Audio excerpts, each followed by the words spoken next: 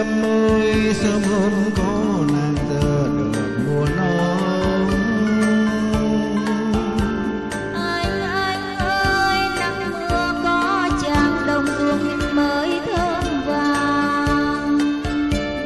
Quê hương ơi, chúng ta sẽ làm tròn cuộc đời tươi sáng, góp đôi mái nghèo làm đường tình sớm làng. Để năm tới một mùa được ngàn bá cơm vàng.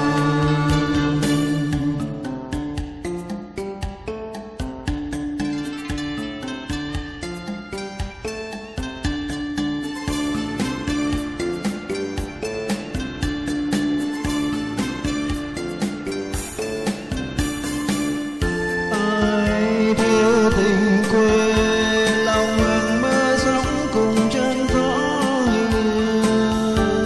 Đây chính là nơi người tìm trăng lên gió đưa em đến.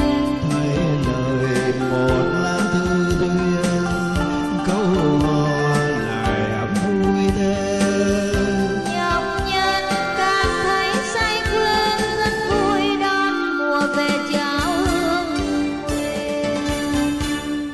Đêm hôm nay ánh trăng thắm màu càng đẹp người vai sái.